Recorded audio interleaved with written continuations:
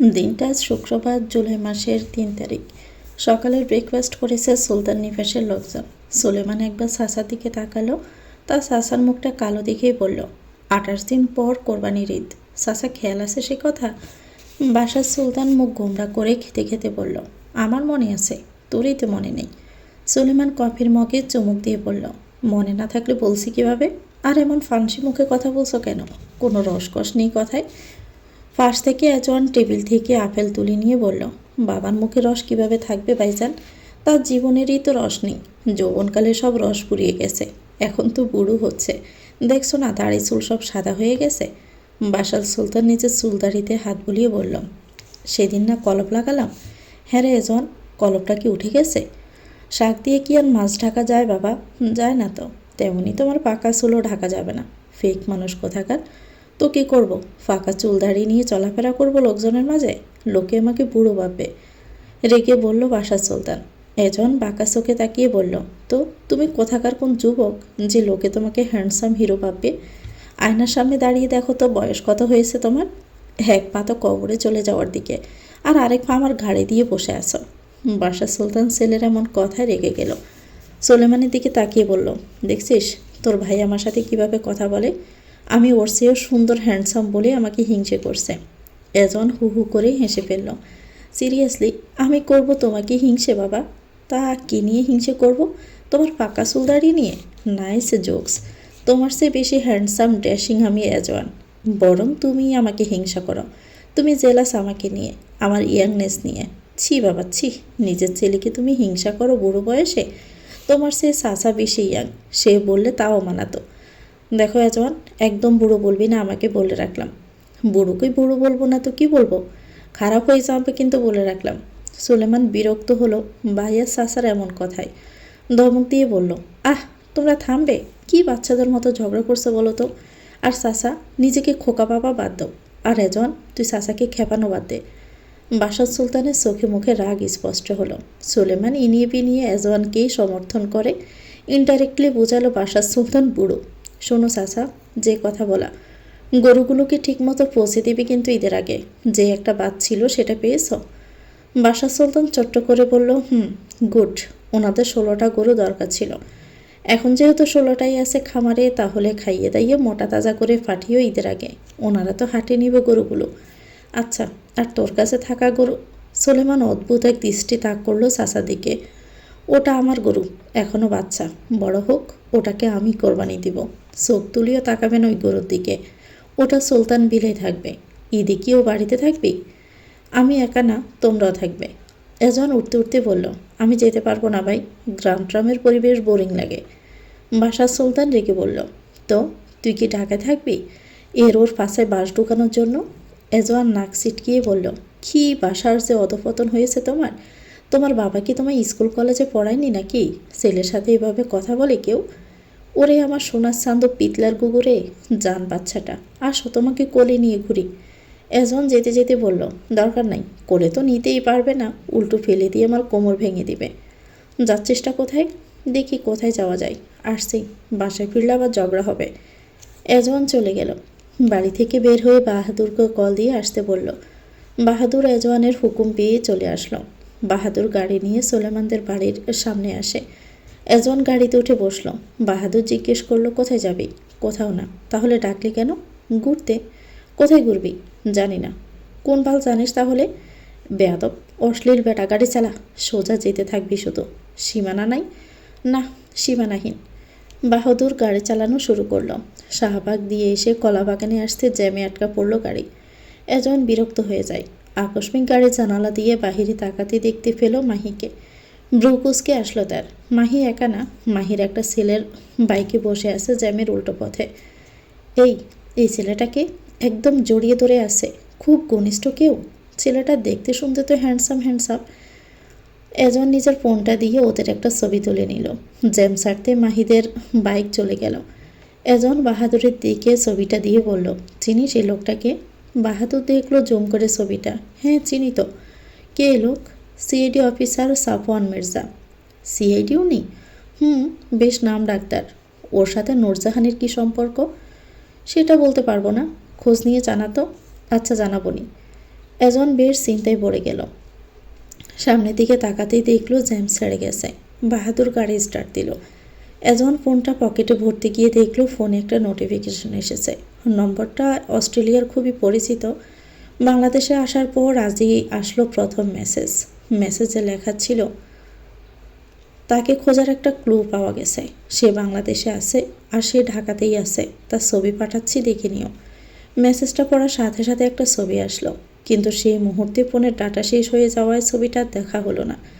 এজন বাহাদুরকে জিজ্ঞেস করলো, তোর ফোনে ডাটা আছে? না, কেন?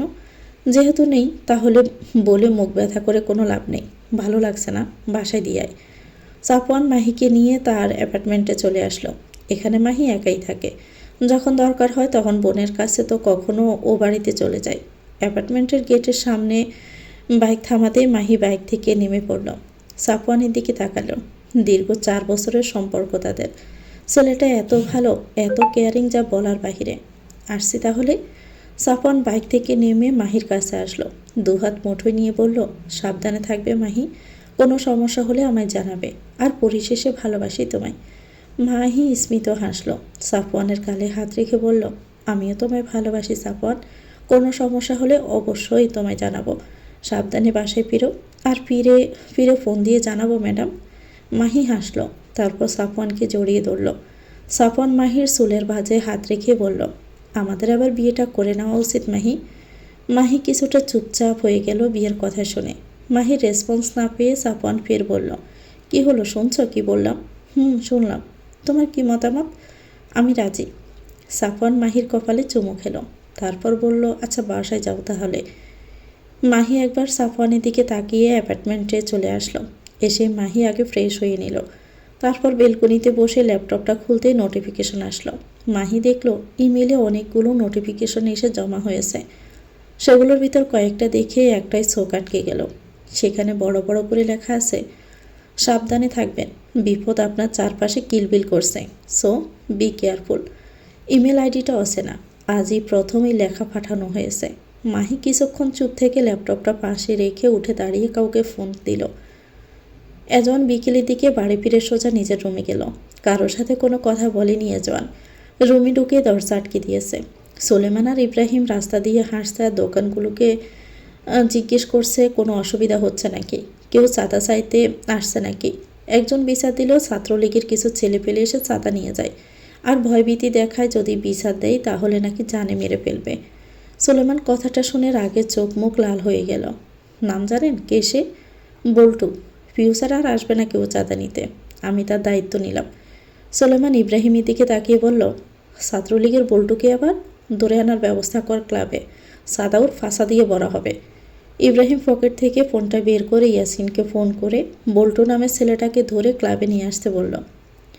ইয়াসিনের সাথে কথা বলার মাঝে ইব্রাহিম দেখল সুলেমান কিছুটা এগিয়ে গিয়েছে। ইব্রাহিম ফোনটা কেটে হাতড়ার ধরতে আকস্মিক পিছন থেকে কেউ এক ডাক শুনে চমকে গেল। পুরুষালী গলায় কেউ উর্মি বলে কাউকে ডাকছে। উর্মি? সুলেমানের বউয়ের বান্ধবীটার নাম উর্মি না? মেয়েটা কি ঢাকায় এসেছে? ইব্রাহিম চকিতে গাড় গড়িয়ে তাকালো। দেখলো এক ছেলে অন্য একটা ছেলেকে উর্মি বলে ডাকছে। ইব্রাহিম তপ্ত শ্বাস ফেলল। আশ্চর্য হলো নিজের করা কর্মকাণ্ডে। মেয়েটার নাম শুনতে এমন দাঁড়িয়ে গেল কেন সে? ইব্রাহিম সকল চিন্তাগুলো একসাথে ডাস্টবিনে ফেলে হাঁটা ধরল। ইয়াসিন ঠিক সন্ধ্যা 7টার দিকে বল্টু নামের ছেলেটাকে খুঁজে নিয়ে এসেছে ক্লাবে। চেয়ারে বাধা হয়েছে। সুলেমান এসে আগে এই রুমে ঢুকলো। মোটা সোটা খাটো এই ছেলে। সুলেমান চেয়ারে বসে আগে ছেলেটার গালে চড় দিয়ে বলল, সাদা কেন তুলেছিলে?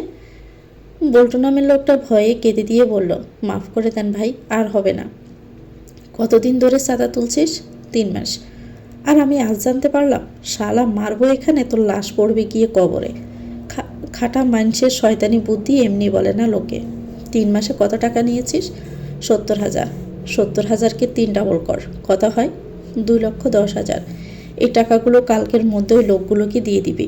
ভাই এত টাকা কই পাবো? জানের দাম বড় নাকি এই টাকা বড়? বল্টু ভয়ে ডোক গেলে বলল, আমি দিয়ে দিব ভাই টাকাগুলো, দয়া করে আমারে সাইডা দেন।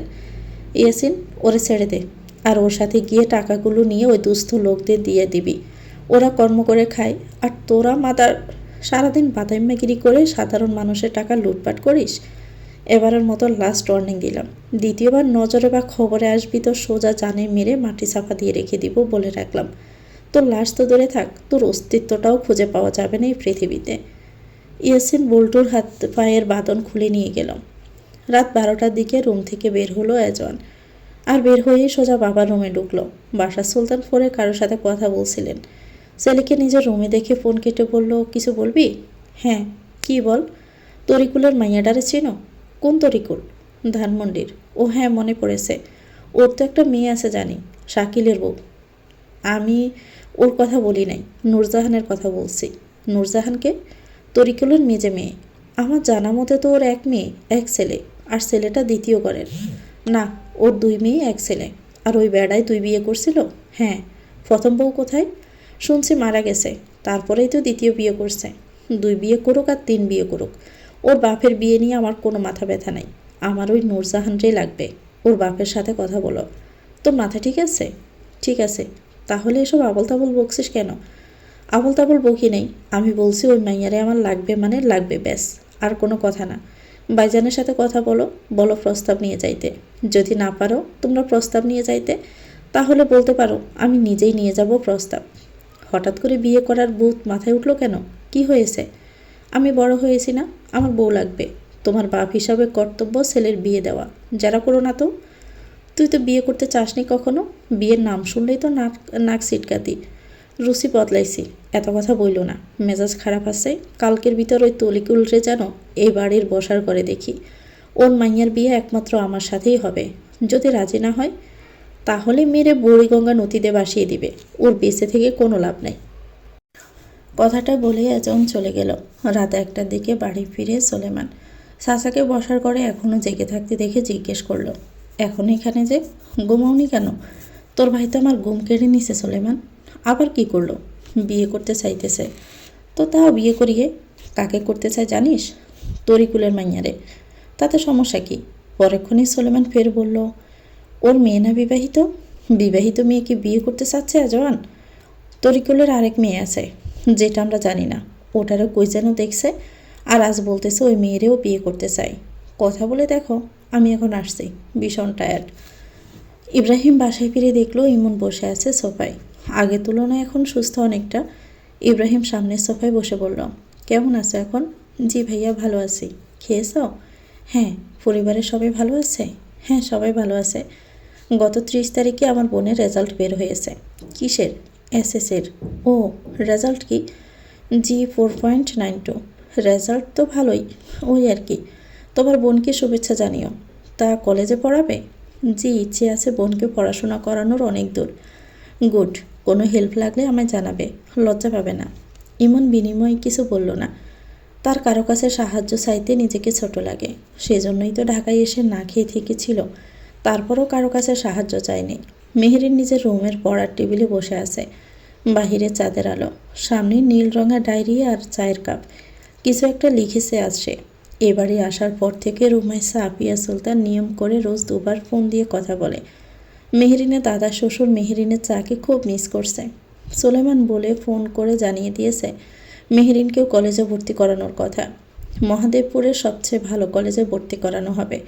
মেহেরিন চুপচাপ শুনেছে সে কথা। কথা চলে তো রুমাইসা বলেই ফেলেছিল সুলেমান নাকি সেদিন মেহেরিনকে তালাক দিতে ও বাড়ি এসেছিল।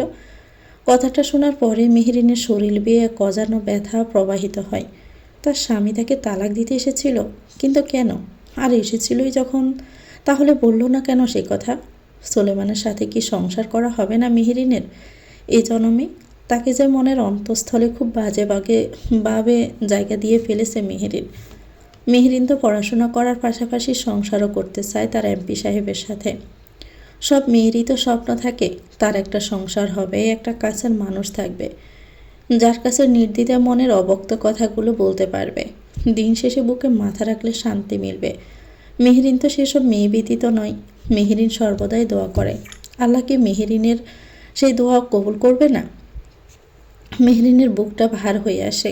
নাম্বারটাও নেই যে তার কাছে ফোন দিয়ে জিজ্ঞেস করবে। এজন্যই কি সে বারবার বলছিল সংসার করবে না? সংসার তো জোর করে করা যায় না। মেহেরিন স্যার ছেড়ে উঠে জানালার কাছে এসে জানালার শিক ধরে মাথা ঠেকিয়ে বেলি ফুলের গাছের দিকে তাকিয়ে রইল। রাতটা তার এভাবেই কেটে গেল জানালার সামনে দাঁড়িয়ে থেকে।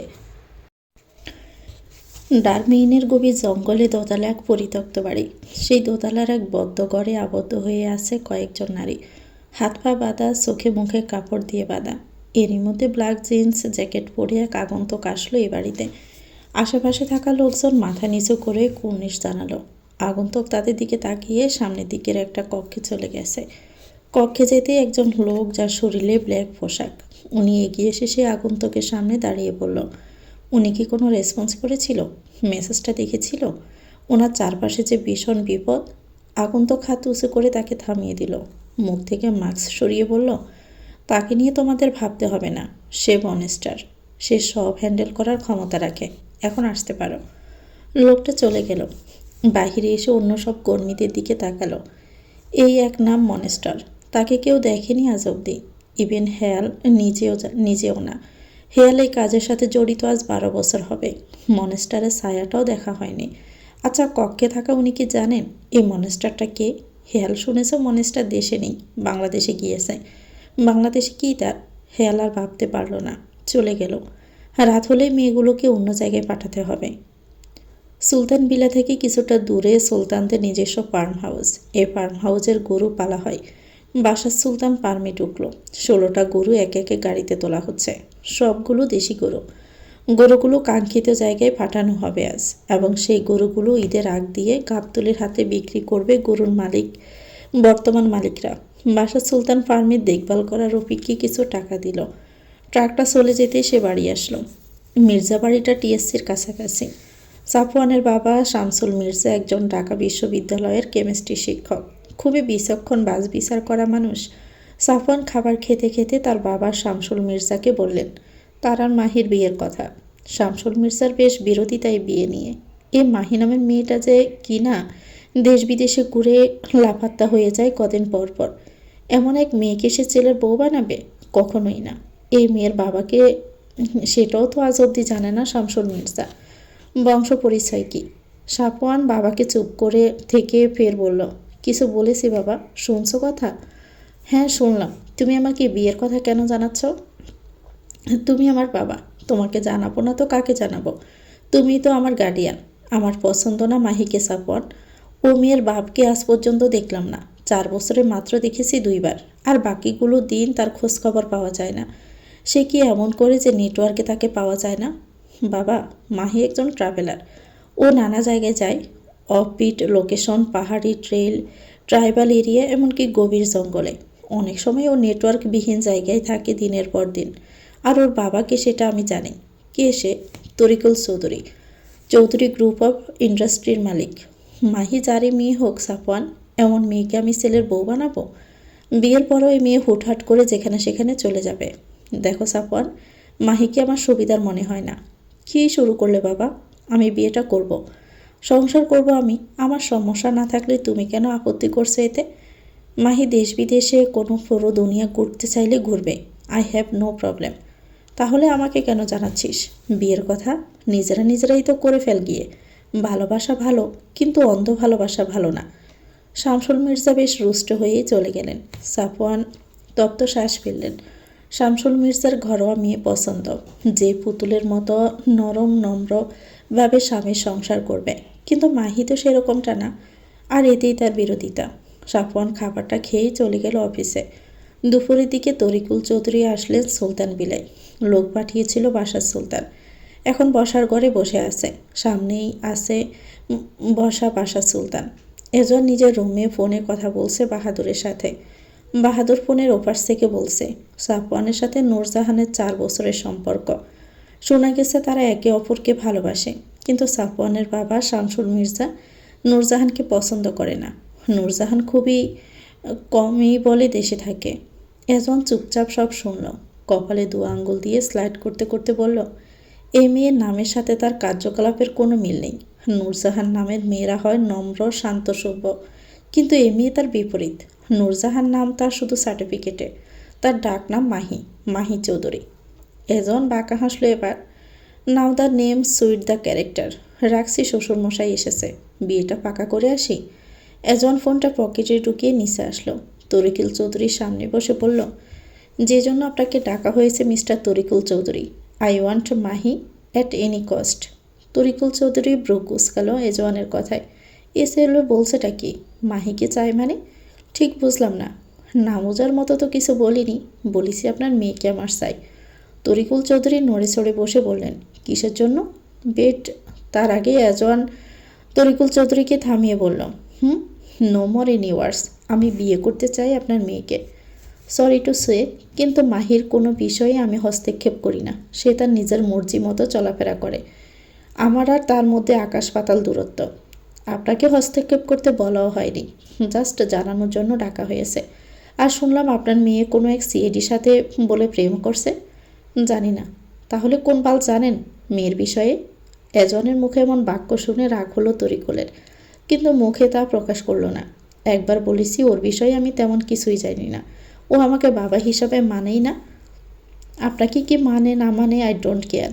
আপনার মেয়েকে কাল নিজের বাসায় যে করে হোক রাখবেন। আমার বাপ আর বাইজান দেখতে যাবে। সুন্দর মতো শাড়ি পরিয়ে বসে রাখবেন। এটা আমার পক্ষে সম্ভব না। সম্ভব না হলে সম্ভব করতে হবে। একটা মেয়ে এতটাও বাপ হেটার হয় না।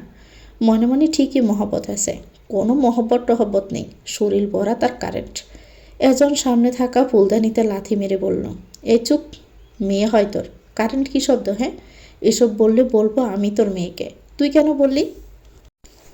এজওয়ানের মুখে তুই তোকারি শুনিয়ে তরিকুল চৌধুরী আবার বসা থেকে উঠে দাঁড়ালো। আমি আসছি। যাচ্ছিস যা, কাল যেন দুপুরে তোর বাড়ি গিয়ে তোর মেয়েকে পাই। তা না হলে কিন্তু তোর বাড়িতেই তোকে পুঁতে রেখে আসবো। হাত আমার ভীষণ ফাঁকা এসবে। তরিকুল চৌধুরী চলে গেল। বাসার সুলতান এতক্ষণ চুপচাপ ছিলেন, এবার কিছু বলে ওঠেন, বুঝলাম না তোর কি হয়েছে? ওর মেয়ের মাঝে কে এমন আছে? ওই মেয়ে তো শুনছি প্রেম করে, তাহলে তুই কেন এসব করছিস? বিকজ আমার তাকেই লাগবে। কিসের জন্য লাগবে তোর? 5 বছরের বাচ্চা নও যে বুঝো না বউ কিসের জন্য লাগে। এতদিন বউ ছাড়া ছিলি না? ছিলাম, কিন্তু এখন আর থাকতে পারছি না। তাই ছেলের বিয়েতে বাগড়া দেওয়ার চেষ্টাও করো না।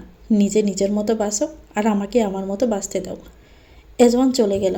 তরিকুল চৌধুরী বাসায় এসে চিন্তায় পড়ে গেছে।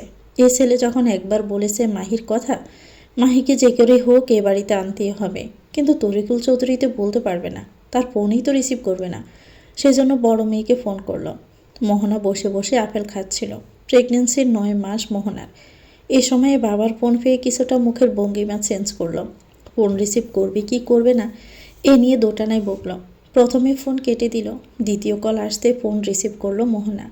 ফোনটা কানে নিতেই রুক্ষ গলায় বলল, কিসের জন্য ফোন দিয়েছেন? দরকারেই ফোন দেওয়া হয়েছে। আমার সাথে কি দরকার আপনার? কাল একবার মাহিকে নিয়ে আসতে পারবি এ বাসায়? কেন? দরকার আছে। না করিস না।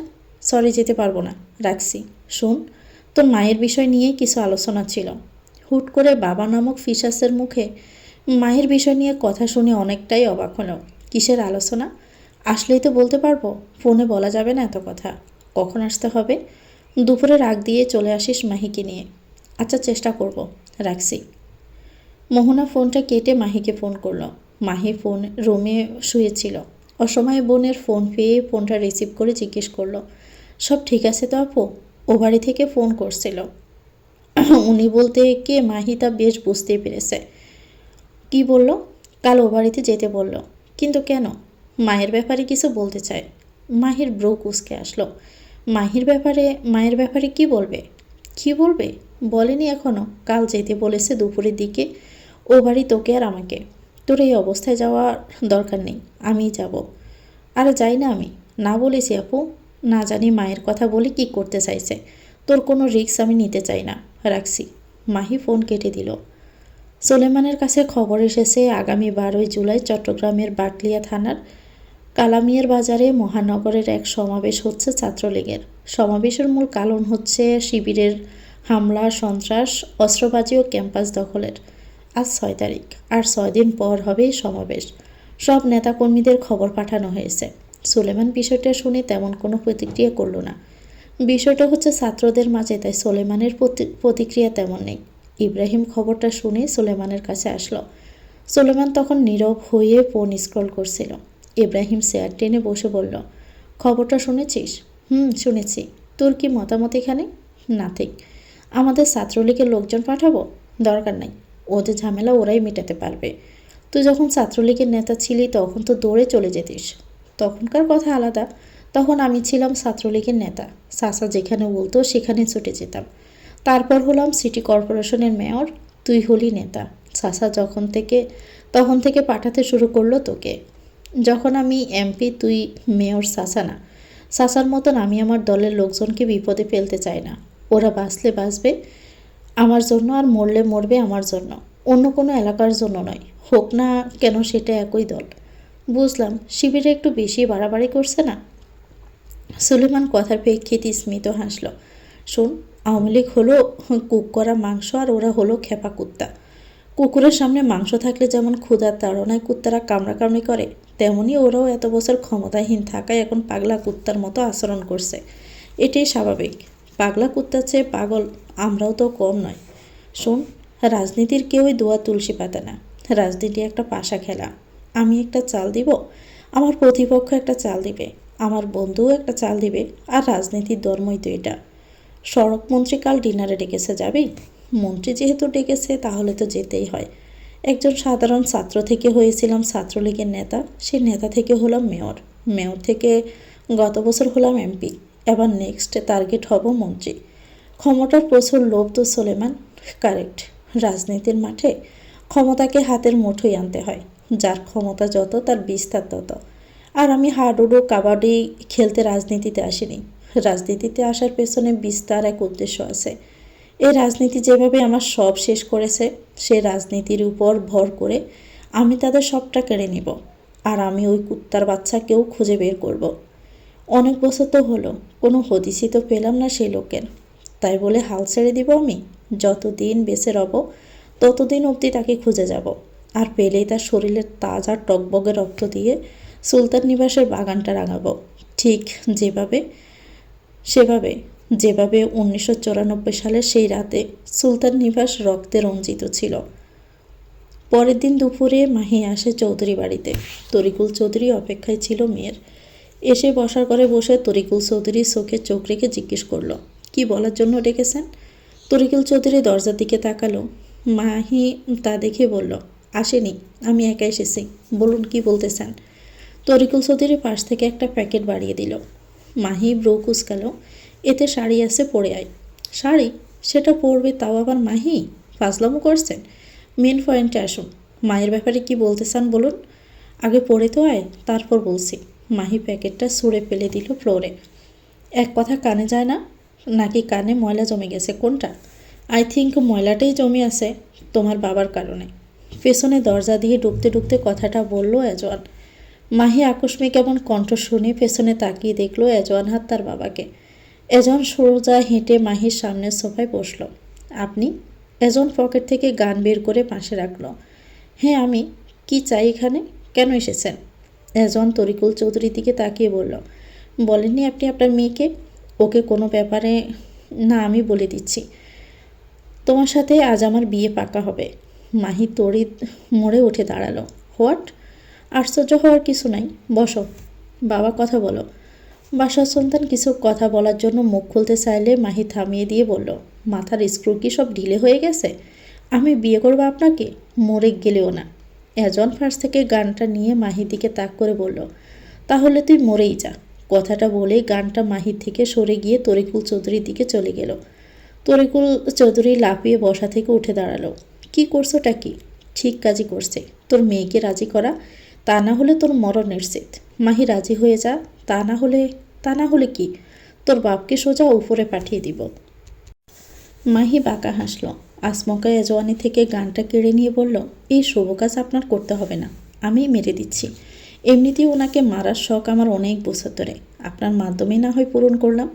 আকস্মিক এমন হয় এজওয়ানও বুঝতে পারেনি তরিকুল চৌধুরীর মৃত্যু একেবারে সামনে দাঁড়িয়ে আছে। তাই এজওয়ানের জন্য না তার প্রাণ চলে যায় আজ মেয়ের হাতে। নিজের বাপকে মারতে চাস? কিসের বাপ? কেমন বাপ? আপনি বাপ হওয়ার যোগ্যতা রাখেন? পশুর চেয়েও নিকৃষ্ট আপনি। আপনাকে বাঁচিয়ে লস ছাড়া কারোই কোনো লাভ নেই। তাই শেষই করে দেই বরং। কথাটা শেষ করে মাহি গানটা একটু সাইডে ঘোরালো। এজওয়ান এখনও ভাবলেশীন হয়ে দাঁড়িয়ে আছে। এজওয়ান ভাবছে মাহি নিজের বাপকে মারবে না, কিন্তু এজওয়ানের সকল চিন্তা ভাবনাকে জাস্ট দড়ি মেরে উড়িয়ে দিয়ে গুলিটা মাহি করেই বসল। গুলিটা গিয়ে সোজা তরিকুল চৌধুরীর ডান হাতে গিয়ে লাগলো। এজওয়ান চমকালো। তরিকুল চৌধুরী ডান হাত চেপে ধরে বসে পড়ল। হাত দিয়ে রক্ত বের হচ্ছে। বাসার সুলতান এগিয়ে গেলেন, তরিকুলকে ধরলেন। মাহি গানটা এজওয়ানের দিকে সরে দিল। এজন ধরে ফেলল গানটা। মাহি একবার তরিকুলের দিকে তাকিয়ে ফের এজওয়ানের দিকে তাকিয়ে বলল, আপনি কী ভেবেছেন একে নিয়ে ব্ল্যাকমেল করে আমায় বিয়ে করবেন? হাউ লেম চিন্তা ভাবনা। আমাকে চিনতে আপনার পুরো জনম লেগে যাবে, তারপরও আমাকে চিনতে পারবেন না। আপনার চিন্তা ভাবনার ধরা ছোঁয়ার বাহিরে আমি, আর আমাকে পাওয়ার স্বপ্ন স্বপ্নই থেকে যাবে। বাজি ধরছিস? ধরলাম বাজি। ওকে, চ্যালেঞ্জ করলাম, আগামী 1 সপ্তাহের ভিতর আমি এজওয়ান তোকে বিয়ে করব। পারলে তুই আটকে দেখাস। I accept this. মাহি তাচ্ছিল্যে চাহনি নিক্ষেপ করল। এজওয়ান এগিয়ে এসে মাহির চুলের মুঠো ধরে। মাহি কিছু বোঝার আগে মাহির ঠোঁটে নিজের ঠোঁট ডুবিয়ে দিল। গুনে গুনে 30 সেকেন্ড পর এজওয়ান ছেড়ে দিল। বাসার সুলতান পারছে না নিজেকে কিছু একটা করতে এমন ছেলে জন্ম দেওয়ার কারণে। একজন রক্তদেহ নিয়ে পড়ে আছে ফ্লোরে, আর ছেলে তার বয়স্ক লোকদের সামনে চুম্মাচুম্মি করছে। মাহি ছাড়া পেতের আগে থর থর করে কাঁপতে লাগলো। এই প্রথম কোনো পুরুষের ঠোঁটে ছোঁয়া পেল তার ঠোঁট। 4 বছরের সম্পর্কে সাফওয়ান পারেনি ছুঁতে, আর এই ছেলে এত বড় স্পর্ধা দেখালো। মাহি হাত উঁচু করে চড় মারার জন্য উদ্যত হলেই এজন হাতটা মুচড়ে দৌড়ে মাহিকে পিছন দিকে ফিরিয়ে কাঁধে থুতনি রেখে পিস পিস করে বলল, সিল মেরে কলঙ্কিত করে দিলাম তোকে, বুঝিয়ে দিলাম তুই কেবলই আমার।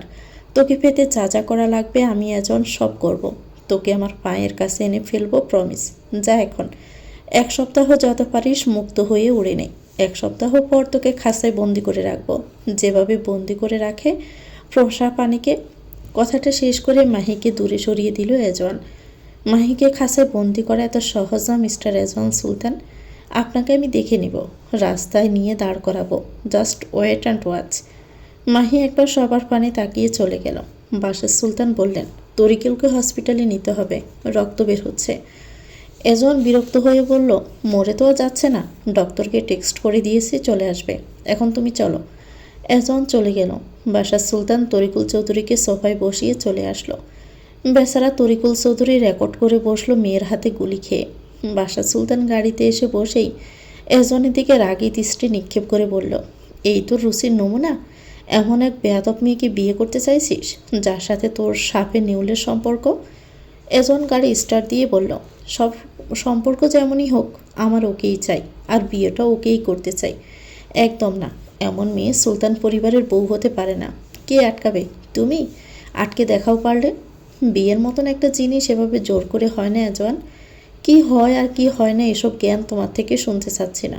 আমার বিয়েতে তোমাদের কাউকে লাগবে না, জাস্ট দূরে থাকো। ওই মেয়েকে আমি এজওয়ান আমার ঘরের গরনি করে রাখবো। সুলতান পরিবারের বউ হবে, আমার হালি হালি সন্তানের মা হবে। বাসার সুলতান মুখ ফিরিয়ে নিল। ঠিক এ কারণে বাসার সুলতান ছেলের উপর বিরক্ত হয়। কোনো কথা তো শুনেই না, হটকারিতায় একটা সিদ্ধান্ত নেয় আর সেটাই করে বসে। বিকেলে মেহেরিনকে নিতে আসে আমিরুল সুলতান আর রুমাইসা। শ্বশুরকে দেখে মেহেরিন সালাম দেয়। আমিরুল সুলতান সালামে জবাব দিয়ে বলল, এই কয়দিন তোমার হাতের চা ভীষণ মিস করেছি মা। মেহেরিন তৎক্ষণাৎই শ্বশুরের জন্য চা বানিয়ে আনে। তৃপ্তি নিয়ে চাটা খায় আমিরুল সুলতান। মোতালেব ভূঁইয়া থেকে অনুমতি নিয়ে পুত্রবধূকে নিয়ে রওনা হয় সুলতান বিলাই। রাতের দিকে সুলতান বিলাই আবির্ভাব হয় ইন্সপেক্টর হাবিবের। হাবিব সুলতান বিলাই ঢুকেই এজওয়ানের নাম ধরে চিৎকার করতে থাকে। হাবিবের ডাক শুনেই সোলেমান বাসার সুলতান এজওয়ান 3 জনই নেমে আসে। হাবিব এজওয়ানকে দেখা মাত্র এগিয়ে এসে জ্যাকেটের কলার ধরে বলল, চল। সোলেমান আকস্মিক এমনটা দেখে ব্রু কুঁচকাল। চল মানে? আপনার ভাইয়ের নামে অভিযোগ আছে। কিসের অভিযোগ? মানহানির মামলা। এজন জিজ্ঞেস করলো, কে করেছে? মাহি চৌধুরী। এজন ঠিক ভেবেছিল। চলুন তাহলে। বাসার সুলতান ছেলের হাত টেনে ধরল। চলুন মানে? মাথা ঠিক আছে তোর? ঠিক আছে। আর ভাইজান চিন্তা করো না, আমি বেরিয়ে আসবো কালই। হাবিব এজওয়ানকে নিয়ে বাড়ি থেকে বের হলো। বাড়ির বাহিরে সাংবাদিক দাঁড়িয়ে নিউজ করছে, এমপি নওয়াজ সুলেমান সুলতানের চাচাতো ভাই এজওয়াজ সুলতানের নামে মানহানির মামলা উঠেছে এবং তাকে এই মুহূর্তে ইন্সপেক্টর হাবিব শেখ তুলে নিয়ে যাচ্ছে। কেউ কেউ এগিয়ে আসছে এজওয়ানের দিকে, জিজ্ঞেস করছে ঘটনাটা কি সত্যি নাকি। এজওয়ান প্রতিউত্তরে বলছে, আগামীকাল কথাটার প্রমাণ পাবেন, কে সত্য বলছে আর কে মিথ্যে বলছে। সুলতান পরিবারের ছেলেরা এমন কাজ করতে পারে না, আপনারা সেটা জানেন, আর এটা একটা চক্রান্ত। সুলেমান উপর থেকে সব দেখল। সাংবাদিকদের মুখ বন্ধ করা কোনো মতেই যাবে না। দাঁত চেপে বলল, কে করেছে এটা? তরিকুলের মেয়ে। কি হয়েছিল সেখানে? বাসার সুলতান সবটা খুলে বললেন। সুলেমান সব শুনে চলে গেল। হাবিব এজওয়ানকে গাড়িতে তুলল। এরপর পকেট থেকে ফোনটা বের করে কাউকে মেসেজ দিয়ে জানালো, ডান, তুই চলে আসিস। মাহি নিজের অ্যাপার্টমেন্টে টিভিতে নিউজটা দেখে খুশিতে আত্মহারা হচ্ছে। এই সুলতান পরিবারকে সে একদম নিঃশেষ করে দিবে। এ তো কেবলমাত্র শুরু। আগে আগে দেখো হোতা হে কে কেয়া। এজওয়ানকে নিয়ে আসা হয়েছে থানায়। একটা গোপন অন্ধকার কক্ষে রাখা হলো এজওয়ানকে। থানায় আনার পর থেকে এই কক্ষে বসিয়ে রাখা হয়েছে। হাবিব কাউকে ফোন করে আসতে বলল। মিনিট 10 পর একজন আসলো। আবছা আলোয় দেখতে পেল কেউ একজন দরজা খুলে এগিয়ে আসছে। চেহারা স্পষ্ট না, কিন্তু শারীরিক গঠন দেখে ঠিক চিনে ফেলল এজওয়ান তাকে। লোকটা এগিয়ে আসলো, মুখ এবার স্পষ্ট হলো। এজওয়ান বাঁকা হেসে বলল, আপনারই অপেক্ষায় ছিলাম আমি, সাফওয়ান মির্জা। সাফওয়ান চেয়ার টেনেই বসল। রাগে তার শরীরে এখনও কামড়াচ্ছে। মাহি বলেছে এজওয়ান আজ তার সাথে কি করেছে। ইচ্ছে করছে এই ছেলেকে এখানেই পুঁতে ফেলতে। নিজেকে শান্ত করার চেষ্টা করলো, কিন্তু পারছে না সাফওয়ান। বারবার পুশ করে উঠছে নিঃশ্বাস। এজওয়ান তা দেখে পাশে থাকা হাবিবকে বলল, আপনার বন্ধুকে একটা ঠান্ডা খাইয়ে ঠান্ডা করুন। এত রাগ উত্তেজনা তার স্বাস্থ্যের জন্য ভালো নয়। সাফওয়ান টেবিলের শব্দ করে হাত রাখল। আপনার সাহস হলো কি করে মাহিকে ছোঁয়ার? আমার সাহস লাগে না। আপনাকে ইচ্ছে করছে জাস্ট মেরে ফেলতে। কোনো জনমই তা করতে পারবেন না। আমার ক্ষমতা সম্পর্কে আপনার কোনো ধারণা নেই। এজন এবার শব্দ করেই হাসল। Same here. আপনারও কোনো ধারণা নেই আমার ক্ষমতা সম্পর্কে। জাস্ট তুড়ি মেরে আপনাকে উড়িয়ে দেওয়ার ক্ষমতা রাখি আমি আমার প্যান্টের পকেটে। কথাটা শুনে সাফওয়ানের শরীর জ্বলে উঠল। সহসাই সর বসালো এজওয়ানের গালে। সাথে সাথে কালসে রং ধারণ করলো ঠোঁটের কিনারায়। এই 27 বছরের জীবন নিয়ে প্রথম কেউ এজওয়ানকে মারল, আর সেটা একমাত্র মাহির জন্য। এর আগে কেউ মারা তো দূরে থাক, মুখ থেকে মারার শব্দ বের করলে এজওয়ান তার শ্বাস আটকে দিত। আর সেই এজওয়ান আজ চুপ। সাফওয়ান ফার্স থেকে লাঠিটা তুলে নিয়ে এতক্ষণ জমিয়ে রাখা সব রাগ ক্ষোভ উগড়ে দিল। অবাক করার বিষয়, এজওয়ান একটা টু শব্দও করেনি। শক্ত হয়ে বসেছিল আর অদ্ভুত এক দৃষ্টি নিয়ে সাফওয়ানকে দেখছিল। এজওয়ান সাফওয়ানকে বাধা দেওয়ার কোনো চেষ্টাও করেনি। উল্টো সাফওয়ান হাঁপিয়ে গেছে। এজওয়ানের জায়গায় অন্য কেউ থাকলে এতক্ষণ চিৎকার করত তীব্র যন্ত্রণায়। মারা শেষে এজওয়ান শুধু একটা কথাই বলল সাফওয়ানকে, আর সেটা হলো, তুলে রাখলাম আজকের দিনটা। সুদে আসলে ফেরত যাবে দ্বিগুণের চেয়েও দ্বিগুণ হয়ে, মিস্টার মির্জা। 7 জুলাই সকালটা যে এমন হবে তা কেউ কল্পনাও করতে পারেনি। মাহি যেভাবে এজওয়ানকে গ্রেপ্তার করিয়েছিল, ঠিক তার বিপরীতে গিয়ে সোলেমানের এক ভিডিও বাধ্য করল মাহিকে জেলের ভিতর ঢুকাতে। সুলেমান গতকাল রাতে চৌধুরী বাড়ির বসার ঘরে সিসিটিভি ক্যামেরার ফুটেজ এনেছে, এবং সেটাকে এমনভাবে এডিটিং করা হয়েছে যে তা ধরা একেবারেই অসম্ভব, যে মাঝখান থেকে কিছু অংশ কাটা হয়েছে। ভিডিওতে স্পষ্ট দেখা যাচ্ছে মাহি তার জন্মদাতা পিতাকে গুলি করেছে। উকিলের মাধ্যমে এজওয়ানের বেল হলো। সুলেমান এজওয়ানের শরীরের দিকে তাকাতেই রাগে তার হাত শক্ত হয়ে আসলো। সে হাঁটতেও পারছে না ঠিক মতো, খোঁড়াচ্ছে, ঠোঁটের পাশে দাগ, সব মিলিয়ে বাজে অবস্থা। সুলেমান একবার হাবিবের দিকে তাকিয়ে এজওয়ানকে নিয়ে চলে গেল। তরিকুল চৌধুরীর জবানবন্দিতে মাহিকে গ্রেপ্তার করা হলো, যা এজওয়ান এখনও জানে না। সুলতান নিবাসে ফিরে সুলেমান শাসিয়েছে এজওয়ানকে। তার করা এসব ভুলের জন্য সুলেমানকে সাফার করতে হচ্ছে, আর সুলেমান এসব টলারেট করবে না দ্বিতীয়বার। বাদশাহ সুলতানকে বলে দিল এজওয়ান যেন দ্বিতীয়বার একই ভুল রিপিট না করে। বাদশাহ সুলতান আশ্বাস দিতে পারল না। সুলেমান চলে গেছে। বাদশাহ সুলতান এজওয়ানকে বিছানায় ধরে বসিয়ে বলল, সুলেমান ভীষণ রেগে আছে এজওয়ান, দয়া করে ওকে আর রাগাস না। ভাইয়ের কথাগুলো শুন। তার কথা শুনলে মাহিকে এনে দিবে। আবার মাহির নাম মুখে তুলছিস? এজওয়ান, বুদ্ধিশুদ্ধি কি সব তোর লোপ পেয়েছে? রুম থেকে বের হোক। কথার প্রেক্ষিতে এমন কথা শুনে বাদশাহ সুলতানের ব্রু কুঁচকে আসলাম। কি বলেছি? রুম থেকে বের হোক, একা থাকতে দাও কিছুক্ষণ। বাদশাহ সুলতান তপ্ত শ্বাস ফেলে চলে গেলেন। বাদশাহ সুলতান যেতেই এজওয়ান ফোনটা নিয়ে বাহাদুরকে ফোন করলো। বাহাদুর এজওয়ানের ফোন পেয়ে জিজ্ঞেস করলো, ফিরেছিস বাসায়? এজওয়ানের রাগ হলো বাহাদুরের গলা শুনে। শালার বেটা, খোঁজ তো নিশিনি আমার। সারা রাত তোদের বাড়িতেই ছিলাম, ভিডিও এডিট করেছি। কিসের ভিডিও? কেন জানিস না? কিসের ভিডিও সেটা বল। মাহি যে ওর বাবাকে খুন করেছে সেটার ভিডিও। সেটা কি এডিট করেছিস? সব কেটে কুটে জাস্ট গুলি করাটা রেখেছি। এখন বোধহয় মাহির লকাবে আছে। লকাবে আছে মানে? তরিকুল চৌধুরী বয়ান দিছে যে তার মেয়ে তাকে গুলি করেছে, সেই জন্য খুনের দায়ে লকাবে। শালার বেটা, তুই আমার সামনে আয়, এডিটিং তোর ফাঁসা দিয়ে দিব। মাহিকে জেলে ঢুকালি কোন সাহসে? আমি ঢুকাইছি নাকি? ঢুকাইছে তোর বাপে। এজন ফোনটা কেটে নিল। অসুস্থ শরীর নিয়ে উকিল নিয়ে থানায় গেল। থানা থেকে জানানো হলো তরিকুল চৌধুরী অভিযোগ উঠালে তবেই ছাড়া পাবে মাহিকে। এজন তরিকুলকে ফোন দিল সাইডে গিয়ে, আর বলল এখনই পুলিশের সাথে কথা বলে অভিযোগ তুলতে, তা না হলে আবার গুলিটা এজন নিজে গিয়ে মেরে আসবে।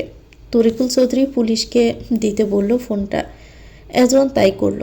তরিকুল চৌধুরী অভিযোগ উঠাতে বললে পুলিশ জানায় তরিকুল চৌধুরীকে নিজে থানায় আসতে হবে এবং তারপর উঠাবে। তরিকুল চৌধুরী কাল আসতে চাইল। সেটা শুনে এজন ফোনটা কেটে দাঁতে দাঁত চেপে বলল, এখনই আসবি তুই? আমার অবস্থা তো জানোই। তোর অবস্থা জেনে আমার কোনো কাজ নাই। তোর এক পা কবরে চলে গেলেও তোকে এখনই আসতে হবে। তরিকুল চৌধুরী নিজের কোনো রিস্ক নিতে আর চাইল না এজনের জন্য। সেজন্য অসুস্থ শরীর নিয়েই থানায় আসলো এবং অভিযোগ উঠালো। থানার সব কাজ শেষ হতে তরিকুল চৌধুরী চলে গেছে। এজন মাহিকে দেখতে চাইল। মহিলা কনস্টেবল মাহিকে নিয়ে আসলো। মাহি লকআপ থেকে বের হয়ে সর্বপ্রথম দেখতে পেল এজওয়ানকে। শরীরের বাজে অবস্থা। মাহি পাশ কাটিয়ে চলে যেতে নিলে এজন সামনে দাঁড়িয়ে হাত দিয়ে পথ আটকে বলল, সি লুক অ্যাট মি। তোমার জন্য আমার কি হাল দেখেছ? মাহি দাঁত চেপে বলল, মরে যেতে পারলেন না? শয়তানদের মৃত্যু এত তাড়াতাড়ি হয় নাকি? হয়। পথ ছাড়ুন। আপনার মতো নিকৃষ্ট লোককে আমার চোখের সামনে দেখতে চাই না। কিন্তু আমি তো দিন রাত 24 ঘন্টা থাকতে চাই তোমার সামনে। মাহি ধাক্কা দিয়ে চলে গেল। থানার বাহিরে আসতে দেখা হলো সাফওয়ানের সাথে। সাফওয়ান উকিল নিয়ে আসতেছিল। বাহিরে মাহিকে দেখে দৌড়ে গিয়ে জড়িয়ে ধরল। গালে আলতো করে হাত রেখে বলল, তুমি ঠিক আছো? ঠিক আছি। তোমার জামিন করালো কে? মাহির পেছন থেকে এজন থানার দরজা দিয়ে বের হতে হতে বলল, আমি করিয়েছি। সাফওয়ানের চোখে মুখে রাগ বেশি উঠল। মাহির হাত ধরে এজওয়ানের দিকে তাকিয়ে বলল, চলো। তারা চলে গেল। এজন দেখল সে চলে যাওয়া। তারপর মনে মনেই বলল, এই তো আর কয়টা দিন, তারপরেই প্রেম ভালোবাসা চিরকালের জন্য নিষিদ্ধ হয়ে যাবে। তুমি মাহির সাপের লেজে পা দিয়েছ নিজ দায়িত্বে, আর সাপের সবল খাবে না তা কি করে হয়? তোমার সবচেয়ে বড় ভুল ছিল আমার সামনে আসা, আর এসেই যখন নিজের বিপদ নিজে ডেকে আনলে। তুমি বললে তোমাকে আমি ইহজনমে কেন, কোনো জনমেই চিনতে পারবো না, অথচ তোমাকে আমি এমন বাজেভাবে চিনেছি যে তুমি তা কল্পনাও করতে পারবে না কখনো। এজন এমনি এমনি কাউকে চায় না। তুমি আমার এখন জেদ। তোমার জীবন নষ্ট করার জন্য দায়ী একমাত্র তুমি নিজেই। জাস্ট তছনছ করে দিব তোমার জীবনটা। Just wait and watch. এজন বাসায় ফিরল। মাহি নিজের অ্যাপার্টমেন্টে ফিরে খবর পেল তার বোনের পেইন শুরু হয়েছে এবং তাকে হসপিটালে নেওয়া হয়েছে। প্রেগনেন্সিটা ভীষণ কমপ্লিকেটেড ছিল। ডেলিভারির ডেট আরও 1 সপ্তাহ পরে ছিল। মাহি অ্যাপার্টমেন্ট থেকে বেরিয়ে সোজা হসপিটালে চলে যায়। হসপিটালের করিডোরে দাঁড়িয়েছিল শাকিল। মাহিকে দেখল। মাহি এগিয়ে এসে জিজ্ঞেস করল, আফা কেমন আছে? ভেতরে আছে, সার্জারি করাতে হচ্ছে। কি করে হলো? তোমার জন্যই হয়েছে। তোমাকে পুলিশ ধরে নিয়ে যাওয়ার খবরটা শুনেই মোহনা অস্থির হয়ে গিয়েছিল। সে চাপ থেকে ব্যথা শুরু হয়েছে। মাহি নুইয়ে গেল। নিজের উপর এত প্রেশার কেন ক্রিয়েট করতে হবে বোনের? 2 ঘন্টা পর খবর জানানো হলো মেয়ে হয়েছে মোহনার। মা এবং মেয়ে দুজনেই সুস্থ আছে। মাহির অস্থির বুকটা এবার শান্ত হলো। যাক, মা মেয়ে সুস্থ আছে।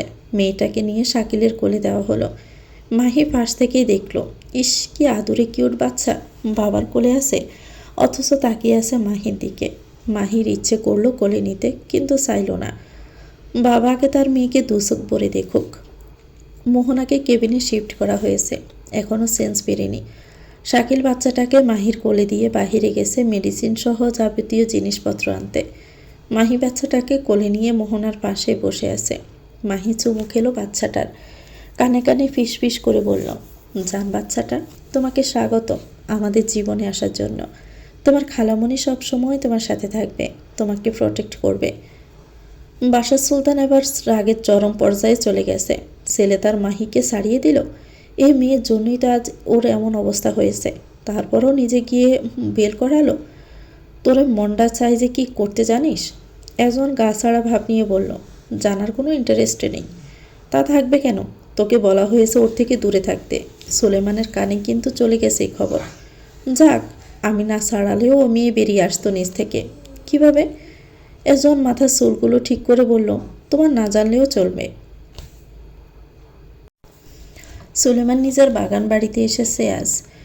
দবদবের সাথে একটা গরু ছিল ওখানে, যেটা সুলেমান আলাদা করে রেখেছিল কোরবানির জন্য। সেটাকে গাড়ি করে সুলতান বিলাই পাঠালো 10টার দিকে। কোরবানিতে গিয়ে এটা কোরবানি দিবে। বাগান বাড়ির দোতলায় বসলো। অনেক দিন হলো বউয়ের সাথে তার কথা হয় না। বুঝলি ইব্রাহিম, বউকে একটা বাটন ফোন কিনে দিতে হবে, যাতে যখন তখন ফোন দিয়ে বউয়ের কণ্ঠ শুনতে পারি। আজ অনেক দিন হলো কথাবার্তা হয় না। ইব্রাহিম ব্রু কুঁচকাল। তাই বলে বাটন ফোন কিনে দিবে? Button phone? স্মার্টফোন কিনে দিতে কী সমস্যা? আজকালকার যুগে স্মার্টফোন দিয়ে বিশ্বাস নেই। জাস্ট ইমেজিন, স্মার্টফোন কিনে দিলাম বউকে, তারপর বউ আমার ফেসবুক খুললো, হোয়াটসঅ্যাপ খুললো, কলেজে যাওয়া শুরু করলো, কাউকে সত্যি সত্যি পছন্দ করে বসলো। টিনেজের মেয়ে ছেলে তো, হতেই পারে, অস্বাভাবিক নয়। পরপুরুষের সাথে কথাবার্তা চলতে লাগলো।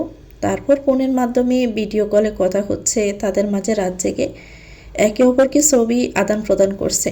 বউ আমার, ফোনও আমার। আর সেই ফোনে বউ আমার প্রেমালাপ জড়ছে আরেক বেটার সাথে। তারপর দিন শেষে দেখা যাবে বউ হাকাম আমার বেগে গেছে পরপুরুষের সাথে।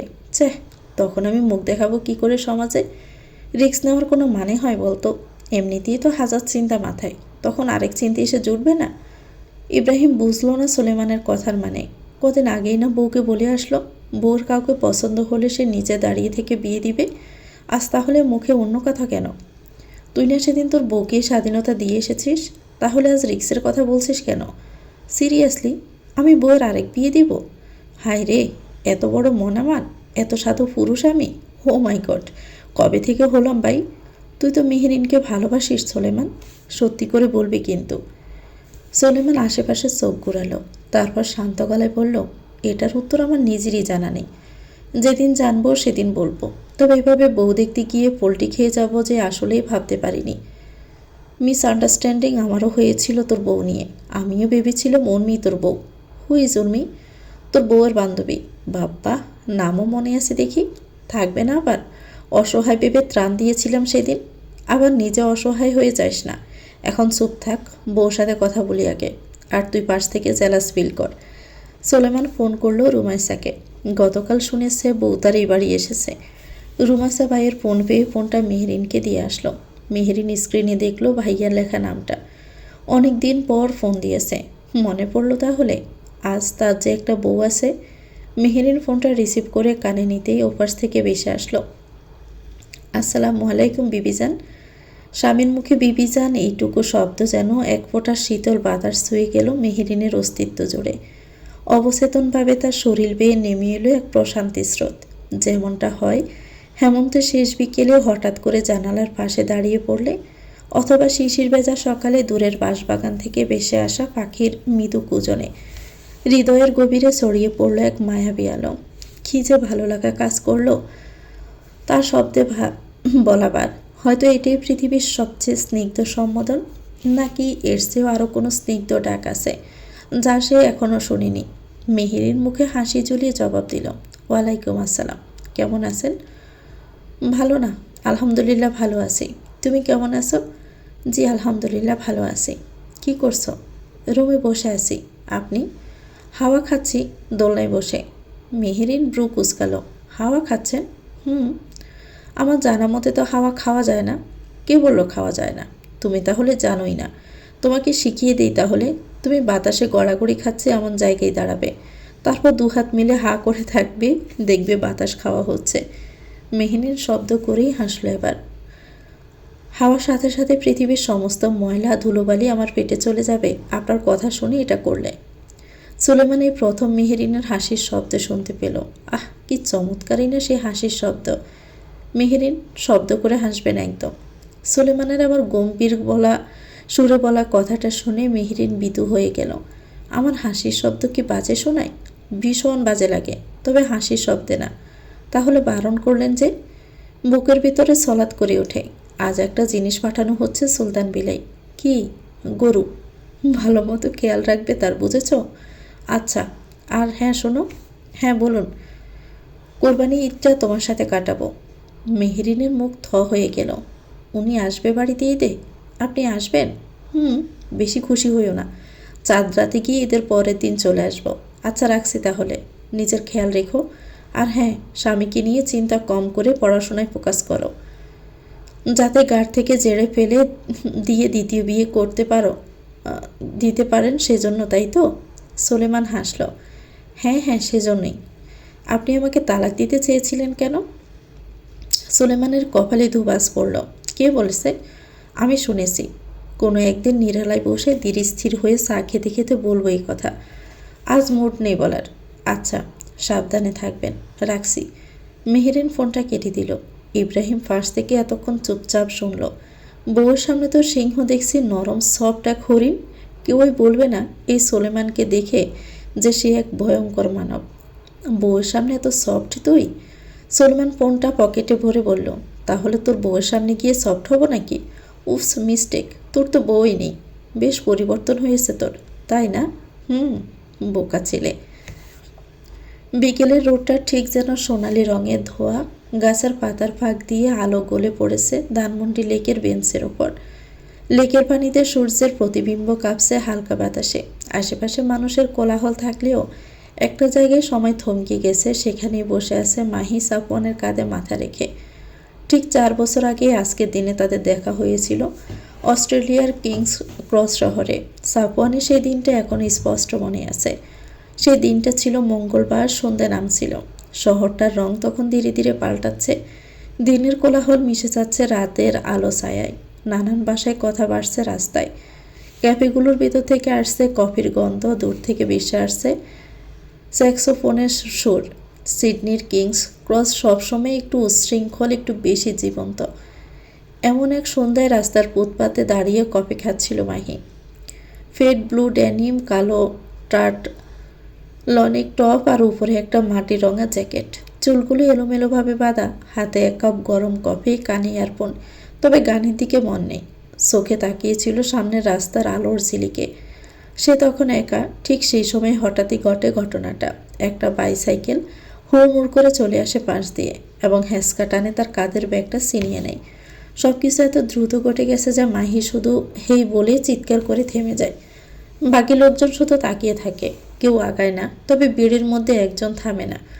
লম্বা গাঢ় নীল সুয়ের শার্টে মোড়া এক ছেলেটা ততক্ষণে বাইকের পেছনে দৌড় শুরু করে। মাহি হতবাক হয়ে যায়। তার চারপাশের শব্দ, আলো, শ্বাস প্রশ্বাস সব থেমে যায়। শুধু দেখে ছেলেটা বাইকটার পেছনে ছুটে যাচ্ছে।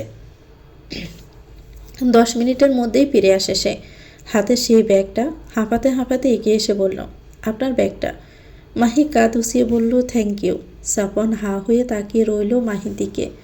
মনে হচ্ছে প্রথম কোনো এত সুন্দরী নারীকে সে দেখল, যাকে দেখে তার হৃদস্পন্দনটা থেমে গেছে। ব্যাগটা হারালে আমাকে ভীষণ বিপদে পড়তে হতো। মাহির কথায় গোর ভাঙে সাফওয়ানের।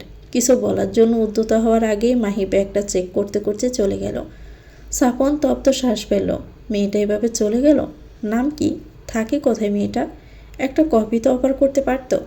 তাদের আবার দ্বিতীয়বার দেখা হয়। সাফওয়ান দ্বিতীয়বার মাহিকে দেখতে পাবে এটা একদমই কল্পনা করতে পারেনি। পরদিন দুপুরে সিডনি ডার্লিং হারবারে সাফওয়ান হেঁটে যাচ্ছিল। একা হাতে একটা ছোট ক্যামেরা, চোখে হালকা ঘুমটান ক্লান্তি। হুট করে ছবি তোলার মাঝে মাথা ঘোরাতেই আকস্মিক মাহিকে দেখতে পাই।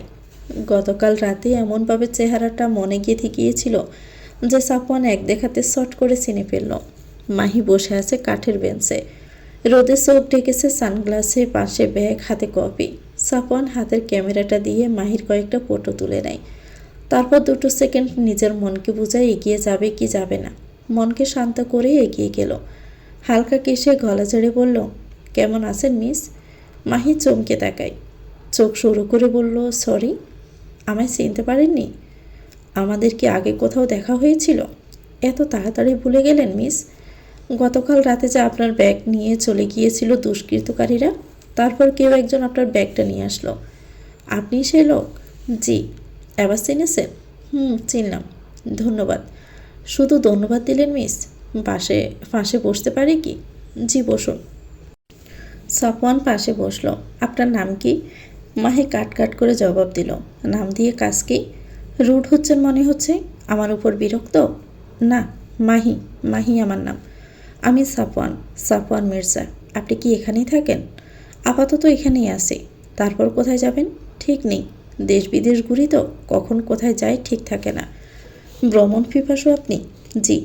আপনার ফোন নাম্বারটা কি পাওয়া যাবে? না মানে বুঝতে পারছি বিষয়টা অস্বাভাবিক লাগছে, কিন্তু কিছু করার নেই। আপনার অসুবিধা না থাকলে দরকার নেই দেওয়ার। আমার ফোন নাম্বারের ঠিক ঠিকানা নেই। বিভিন্ন কান্ট্রির বিভিন্ন নম্বর ইউজ করতে হয়, তাই আমায় পাবেন না। হোয়াটসঅ্যাপ বা ফেসবুক মাহি চৌধুরী লিখে সার্চ দিন। ব্ল্যাক মুনের ছবি দেওয়া প্রোফাইলে আসছি। মাহি চলে গেল। সাফওয়ান সার্চ করে অনেক নিচুতে গিয়ে এমন আইডি পেল। ফ্রেন্ড রিকোয়েস্ট পাঠালো। অপেক্ষা করলো অ্যাকসেপ্ট করার, কিন্তু সেদিন আর হলো না। টানা 3 দিন পর অ্যাকসেপ্ট হলো। সাফওয়ান নিজে থেকে আগ বাড়িয়ে মেসেজ দিয়েছিল। কথাবার্তা সাফওয়ানই বেশি বলতো। কিংস ক্রসে 1 সপ্তাহ কাটার পর বাংলাদেশে আসার দিন মাহির সাথে দেখা করে মাহির হোটেলে গিয়ে। মাহি জানতো না সাফওয়ান তার কাছে আসবে। সাফওয়ান মাহিকে সেদিন ফার্স্ট জড়িয়ে ধরে তার মনের কথাটা বলে দেয়। মাহি কিছুটা বিরক্ত প্রকাশ করছিল। সাফওয়ান সময় দিয়েছিল। মাহি সম্মতি প্রকাশ করে 1 বছর পরে, এবং শর্ত দেয় তার ব্যক্তিগত বিষয় নিয়ে প্রশ্ন না করতে এবং বেশি ডিস্টার্ব না করতে। সাফওয়ান তাতেই রাজি হয়। জীবনের প্রথম ভালো লাগা এটা। সাফওয়ান চায় পূর্ণতা পেতে।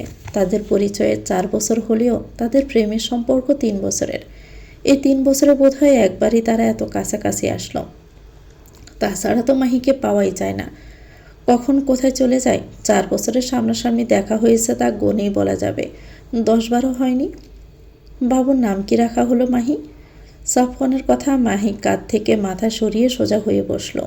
মায়া, মায়া ইসলাম। নাইস নেম তো। তুমি আসো কতদিনের জন্য বাংলাদেশে? এবার লং টাইম থাকতে হবে, সময়সীমা বাধা নেই। না, তাহলে আমরা 2 মাস 2-এর মাঝে বিয়েটা করে ফেলি।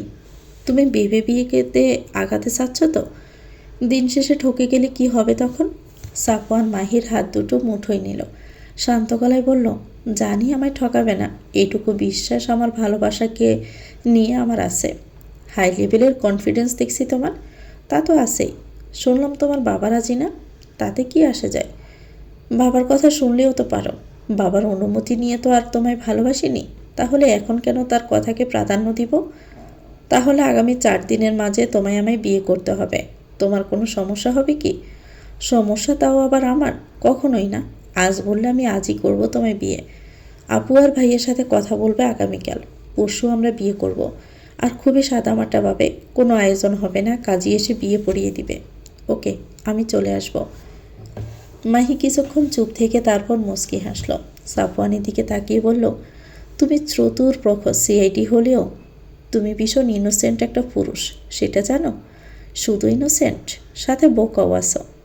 তোমার কাছে সবই হতে পারি। আচ্ছা, এজন কেন তোমার পিছনে লেগেছে বলো তো? এজনের নাম শুনতে মাহির মুখ কঠিন হয়ে আসে। চরম লেভেলের বেয়াদব একটা ছেলে সে। নারীবাজ। নারীবাজ? তুমি জানলে কি করে? মাহির মুখ নরম হয়ে আসলো। কমন সেন্স থেকে জেনেছি। আমার যদি কখনো সুযোগ আসে তাহলে এটাকে গুলি করে হত্যা করতাম। রিল্যাক্স, বাদ দাও। চলো বাসায় দিয়ে আসি। না লাগবে না, তুমি চলে যাও, আমি একা যেতে পারবো। আচ্ছা, সাবধানে যেও। চলো রিক্সাতে উঠিয়ে দেই। একটা রিক্সা ডেকে সাফওয়ান মাহিকে উঠিয়ে দিল। তারপর সে তার নিজের গন্তব্যের দিকে চলে যায়। এজন বেলকনিতে বসে হুইস্কি খাচ্ছিল। তারই মধ্যে বাহাদুর খবর দিয়ে জানালো মাহির বড় বোনের মেয়ে বাচ্চা হয়েছে। এজন খবরটা শুনে খাওয়া থামিয়ে দিল। গ্লাসটা নিচে নামিয়ে ভাবলো তার উচিত বাচ্চাটাকে দেখতে যাওয়া। হবু শালি বলে কথা। এজন জ্যাকেটটা গায়ে নিয়ে বেরিয়ে গেল। শাকিল মেয়েকে কোলে নিয়ে মেয়ের সাথে কথা বলছিল। অনেক সাধনার পর পেয়েছে তারা এই বাচ্চা। আকস্মিক দরজায় কলিং বেলের আওয়াজ শুনে মেয়েকে বউয়ের কাছে দিয়ে দরজার কাছে এসে দরজা খুলে দরজার পাশে এজওয়ানকে দেখে কিছুটা চমকে যায়। মুখে হাসি আসছে না, তারপরও হাসি টেনে বলল, এজওয়ান তুমি? এজওয়ান ফাঁস কাটিয়ে ভিতরে ঢুকে বলল, তোমার মেয়েকে দেখতে আসলাম। আমার মেয়েকে দেখতে এসেছো মানে? আহা, আগে আনো তো তোমার মেয়েটাকে, তারপর তো বলছি। শাকিল ঠায় দাঁড়িয়ে রইল, মুখে কিছুটা দুশ্চিন্তার রেশ। এজওয়ান শাকিলকে এখনও দাঁড়িয়ে থাকতে দেখে ফের বলল, কি হলো, যাও নিয়ে এসো। শাকিল বউয়ের কাছ থেকে মেয়েটাকে নিয়ে আসলো। এজওয়ান শাকিলকে মেয়ে নিয়ে আসতে দেখে প্যান্টের পকেট থেকে একটা জিনিস বের করলো। শাকিল পাশে বসতে আজওয়ান হাতে থাকা জিনিসটা মেয়েটার গলায় পরিয়ে দিল। শাকিল চমকে ওঠে। আজওয়ান সেন্টটা পড়ানো শেষে মেয়েটার মুখের দিকে তাকিয়ে বলল, কি নাম রেখেছো মেয়ের?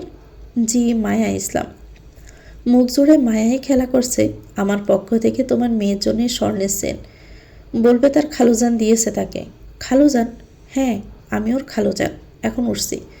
মেয়েকে সাবধানে সতর্কতার সাথে বড় করো। যে অবস্থা আজকাল দেশের, কোথা থেকে যে কি হয়ে যায় বলা যায় না। এজন চলে গেল। শাকিল সেন্টার দিকে তাকালো। Pure gold. গোল্ডের মাঝে আবার ডায়মন্ডের স্টোনও বসানো। দাম যে অনেক হবে সেটা বোঝা গেল। খুব ভোরে মেহেরিন ফজরের নামাজ শেষ করে ছাদে হাঁটাচলা করছিল। স্নিগ্ধ বাতাস, মেঘলা আকাশ, গুমট পরিবেশ। আহ, কি সুন্দর অনুভূতি। এই বাড়িতে কোনো ফুলের গাছ নেই। মেহেরিন ঠিক করলো বেলি ফুলের চারা এনে লাগাবে একটা তার রুমের জানালার কাছে। গাছটা বড় হলে যেন বেলি ফুলের সুবাসে তার রুমটা ভরপুর থাকে। মেহেরিন চাঁদের কার্নিশ ঘেঁষে দাঁড়ালো।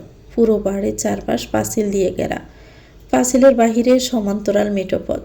মেঠোপথের সামনে সবুজ ঘাসের একটা ছোট খালি জায়গা। সেই খালি জায়গা শেষে বালুচর, আর বালুচর শেষে একটা ছোট নদী। নদীর তীরে সারি সারি নৌকা ভেড়ানো। যাত্রীরা পার হয়ে যায় নৌকা দিয়ে নদীটা। কি সুন্দর সেই জায়গাটা, তাকালেই চোখ ভরে যায়। মেহেরিন ভাবছে একদিন যাবে সে নদীর কাছে। কিছুক্ষণ একাকী বসে থাকবে বালুচরে, নদীর পানিতে পা ভেজাবে। কথাগুলো ভাবতে মেহেরিনের চোখ আটকে গেল বাড়ির সামনে সরুর মাটির রাস্তায়। একজন বৃদ্ধ ডাকপিয়ন সাইকেল চালিয়ে চলে যাচ্ছেন সে পথে। গায়ে খাকি রঙের ইউনিফর্ম, হাতা গোটানো শার্ট, সামান্য কুঁচকে থাকা প্যান্ট, মাথার টুপিটা কিছুটা হলু পেড়েছে একপাশে। কাঁধে বাদামি রঙের মলিন চামড়ার ব্যাগ, যা সময়ের ভাবে খানিকটা ঝুঁকে পড়েছে। সাইকেলের পেছনের ক্যারিয়ারে বাঁধা দু একটা খাম আর সরকারি কাগজপত্র। লোকটা চলন ধীর। সাইকেলের চেইনের ঘর্ষণে একটানা শব্দ উঠছে, ক্রিং ক্রিং ক্রিং। মেহেরিনের বুকের ভিতরটা হালকা কেঁপে উঠল। একটানা কাজ করে যাওয়া এই মানুষটার বয়স কত? 70 হবে হয়তো। মজবুত শরীর নয়, বরং হাড়গোড় বেরিয়ে থাকা পাতলা শরীর। তবুও দায়িত্বে ঘাটতি নেই। রোদ, বৃষ্টি, ঝড় কোনো কিছুই হয়তো তাকে থামাতে পারে না। তা না হলে এত ভোরে কেউ বের হয়? অফিস তো খোলে 9টার দিকে। মেহেরিন আর এক মুহূর্ত দেরি না করে দ্রুত নিচে নামল। মাথার ওড়নাটা টেনে একটু বড় করলো। এক পাশ দিয়ে মুখটা ঢেকে ফেলল। তারপর আঙিনা পেরিয়ে রাস্তায় বের হয়ে গলা ছেড়ে ডাকলো, চাচা একটু দাঁড়ান না। বৃদ্ধ লোকটা হঠাৎ পেছন ফিরে তাকালো। কণ্ঠটা চেনা নয়, কিন্তু কাঁধে ঝোলা ব্যাগের ওজন সামলে সাইকেলটা থামিয়ে দাঁড়িয়ে পড়লেন। মেহেরিনকে এগিয়ে আসতে দেখে তিনি সাইকেল থেকে নামলেন না, শুধু দাঁড়িয়ে রইলেন। মেহেরিন কাছে যেতে তিনি এক দৃষ্টিতে তাকালেন ওর মুখের দিকে। কিছু বলবা মা? নরম কণ্ঠে প্রশ্ন করলেন ডাকপিয়ন। হ্যাঁ চাচা। মেহেরিন হালকা শ্বাস নিয়ে বলল, চিঠি পাঠাতে চাই। চিঠি কোথায় কোথায় পাঠানো যায়? তুমি যে জায়গায় পাঠাতে চাইবা সেখানেই পাঠানো যাবে মা। চোখে মুখে কোনো বিরক্তি নেই তার, বরং শান্ত এক ধৈর্য। ঢাকায় পাঠানো যাবে? যাবে। বাংলাদেশের যে কোনো জায়গায় পাঠানো যায়। তাহলে একটা চিঠি পাঠিয়ে দিবেন চাচা? নিশ্চয় দিব। বলো কবে দিবা? না কাল। আচ্ছা রেডি করে রাখো, আমি আয়সা নিয়ে যাবো। ওই যে বড় বাড়িটা, সেখানেই তো থাকো না? হ্যাঁ চাচা। আচ্ছা চিনে রাখলাম, কাল আসবো। মেহেরিন একটু হাসলো, খুব মৃদু হাসি। আচ্ছা চাচা, আল্লাহ হাফেজ। আল্লাহ হাফেজ মা। বলেই ধীরে ধীরে আবার প্যাডেল ঘুরাতে লাগলেন ডাকপিয়ন। সাইকেলটা আবারও ছুটল সরু পথে। মেহেরিন স্থির দাঁড়িয়ে রইল। একজন মানুষ, বয়সের ভার, ক্লান্ত শরীর, তবুও প্রতিদিন মানুষের অপেক্ষার ভার কাঁধে নিয়ে চলে যান নিজের দায়িত্বের গন্তব্যে। আচ্ছা ব্যাগগুলোর মাঝে কতগুলো চিঠি থাকতে পারে? প্রতিটি চিঠির ভিতর লুকিয়ে আছে কি এক একজনের জীবনের অসংখ্য গল্প। কোনোটা সুখের, কোনোটা দুঃখের, আবার কোনোটা অব্যক্ত ভালোবাসার। তো ভিউয়ার্স, গল্পটির নাম হচ্ছে দাহসজ্জা। লিখেছেন রাইহা জুবাইর রিপ্তি। এটা গল্পের 6ষ্ঠ অংশ। পরবর্তী অংশ পেতে চ্যানেলটিকে সাবস্ক্রাইব করে আমাদের সাথে থাকবেন। ভিডিও ভালো লাগলে একটি লাইক দিয়ে দিবেন, কমেন্ট করে জানাবেন কেমন লেগেছে। সবাই ভালো থাকবেন। আল্লাহ হাফেজ। আসসালামু আলাইকুম।